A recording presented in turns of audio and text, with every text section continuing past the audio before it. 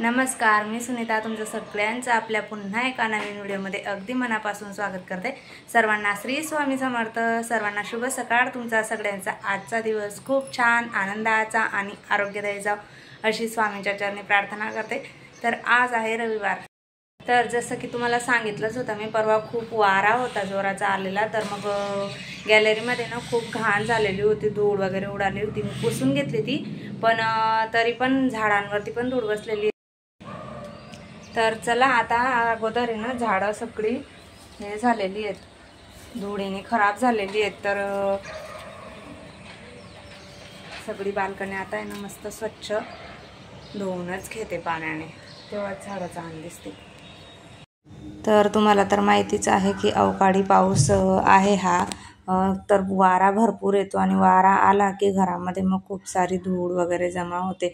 खूप घाण झालेली होती त्या दिवशी, मग मी झाडून घेतलेलं होतं सगळं आणि बाल्कनी पुसून घेतली ना, तरी पण खालची तर सगळी घाण स्वच्छ होते, पण झाडांवरची जी धूळ बसलेली होती किंवा सुकलेली पानं वगैरे ती खाली पडतच राहतात म्हणा झाडांची। आता तर सध्या नवीन पानं येत आहेत, पाडव्यानंतर झाडांना नवीन बहर येतो, तर त्याच्यामुळे जी पिकलेली पानं आहेत ती खाली पडतच राहतात। मग धुळीमुळे ते पण जाम खराब झालेलं होतं। म्हटलं चला आज संपूर्ण बाल्कनी धुवूनच घेते सकाळी सर्वात अगोदर। मग इथंच लागलेली होती या कामाला की देवपूजा वगैरे सकाळी लवकर आवरून घेतली आणि म्हटलं बाल्कनीतलं मग सगळं आवरून घेते अगोदर। त्या रविवारचा दिवस असला की मुलं पण उठायला मागत नाही, आणि शिवाय आता तर सुट्ट्या पण लागल्या आहेत, तर त्याच्यामुळे त्यांना अभ्यास वगैरे काही नव्हता, तर त्या दोघी पण झोपलेल्याच होत्या।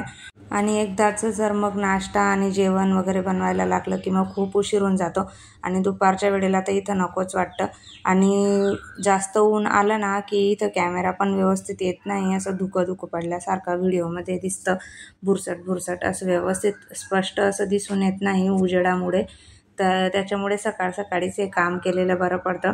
आणि घरातली कामं झाल्यानंतर इकडे पण नको वाटतं, कारण पाणी टाकल्यामुळे घरात पण पाणी उडतंच, म्हणून मग घरातलं आवरायच्या अगोदर इकडचं आवरून झालं की मग इकडच्या इकडे घरातली कामं होतच राहतात। मग तर अगोदर सगळी झाडं वरून पाणी टाकून स्वच्छ धुवून घेतले, आणि मग झाडांना पाणी घालून खराट्याने सगळं पाणी साईडला काढून घेतलं आणि सुक्या कापडाने नंतर मग पुसून घेतलं। मस्त छान आता फ्रेश झाली आहेत झाडं, तुम्ही बघू शकतात। आठवड्यातून एखाद्या वेळेसच मी ही बाल्कनी धुते, कारण धुतल्यामुळे खूपच पाणी आवरायला जड जातं, तर रोज नाही धुवत बसत, आठवड्यातून एखाद्या वेळेसच धुते आणि रोज नुसतं फक्त कापडाने पुसून घेते बाल्कनीला। मस्त छान हिरवेगार झाडं आहेत ना, किती मस्त दिसत आहेत। बाहेर रांगोळी वगैरे काढून घेतली सकाळ सकाळी, आणि मग त्यानंतर ही आपली आजची देवपूजा। तर बाल्कनी स्वच्छ करायच्या अगोदर मला आज संपूर्ण देव पण उजळायचे होते, तर बाल्कनी धुवायच्या अगोदरच मी हे देवपूजा माझी झालेली होती।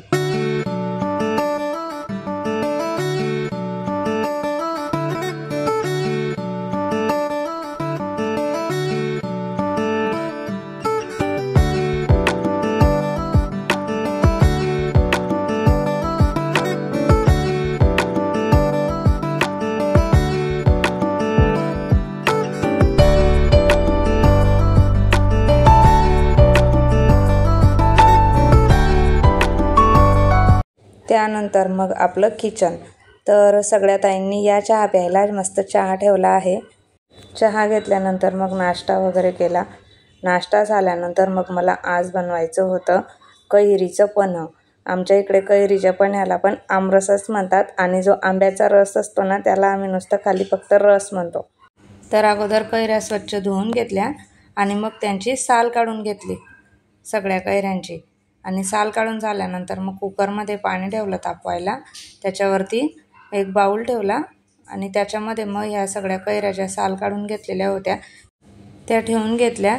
कोणी साल न काढता पण ह्या कैऱ्या वाफवून घेतात, पाण्यामध्ये उकडूनच घेतात म्हणजे, तर पण मी म्हटलं जाऊ दे, परत ते साल काढा आणि स्वच्छ करा, त्याच्यापेक्षा मग हे सोपं पडतं। अगोदर जर साल काढून घेतली ना आणि असं 5-7 मिनटं कुकरमध्ये वाफवून घेतल्या तर मग पटकन होऊन जातात, आणि आपल्याला ज्या वेळेला पन्हं बनवण्यासाठी त्याचा गर आपण काढतो त्यावेळेला सोपं पडतं। तर माझ्या कैऱ्या वाफवून झालेल्या होत्या, आता या थंड होत आहेत। तोपर्यंत एका बाउलमध्ये बारीक चिरलेला गूळ घेतला आणि त्याच्यामध्ये थोडंसं पाणी घालते। आता हा गूळ छान विरघळेल तोपर्यंत याला असंच झाकून ठेवते, म्हणजे तोपर्यंत बाकीची कामं होऊन जातील गूळ विरघळेपर्यंत। तर झाकून याला बाजूला ठेवून दिलं आणि आता पुढची तयारी, आज भाजी बनवायची होती पनीर मसाला। तर त्यासाठी अगोदर खोबरं भाजून घेतलं तव्यावरती आणि मग बारीक चिरलेला कांदा घातला आहे, थोडंसं तेल घातलं त्याच्यामध्ये आणि कांदा हलकासा असा परतवून घेतला। जास्त काळ्या मसाल्याची भाजी करतो तसं परतवायचा नाही, हलका हलकाच परतवलेला आहे मी। त्यानंतर मग कांदा काढून घेतला आणि मिक्सरच्या भांड्यामध्ये अगोदर खोबरं आणि लसूण बारीक करून घेतलं। त्यानंतर मग कांदा थंड झाला होता, कांदा घातलेला आहे आणि टोमॅटो घातला आहे, 2 हिरव्या मिरच्या घातलेल्या आहेत आणि कोथिंबीर। आता हे सगळं मिक्सरमध्ये बारीक वाटून घेते। त्यानंतर पनीर स्वच्छ धुवून घेतलेलं होतं, गॅसवर तवा ठेवला, तापल्यानंतर थोडंसं तेल घातलं त्याच्यामध्ये आणि सगळे पनीरचे तुकडे आता याच्यामध्ये मी परतवून घेणार आहे। 2-3 मिनटं यांना व्यवस्थित परतवून घेतलं आणि काढून घेतलं। आता याच्यात थोडंसं पाणी घातलेलं आहे, गॅसवर कढई ठेवली, त्याच्यामध्ये 2 पै तेल घातलं आहे। तुम्हाला तूप घालायचं असेल तर घालू शकतात। याच्यामध्ये 2 लवंगा आणि 1 दालचिनीचा तुकडा घातलेला आहे। त्यानंतर याच्यामध्ये 1 चमचा जिरं घालते। गॅस बंद केलेला आहे मी। जिरं घालताना जिरं छान तडतडायला लागलं की याच्यामध्ये मसाले घालूया। 2 चमचे धना पावडर घातलेली आहे, 1.5 चमचा लाल तिखट घातलेला आहे आणि हळद घातली। हे सगळं व्यवस्थित गॅस बंद असतानाच परतवून घेतलेलं आहे। आता याच्यामध्ये वाटण घालते, जे आपण वाटून घेतलेलं होतं, कांदा, खोबरं, लसूण, टोमॅटो आणि कोथिंबीर घातलेला। आता गॅस चालू केला आणि आता हे व्यवस्थित असं परतवून घेते। व्यवस्थित परतवून झालं की त्याच्यामध्ये थोडंसं पाणी घातलेलं आहे आणि मिक्स करून घेतलं। त्यानंतर झाकण ठेवून याला मी 2 ते 3 मिनटं शिजवून घेणार आहे, तेल सुटेपर्यंत। 2-3 मिनटानंतर मसाला छान शिजलेला होता।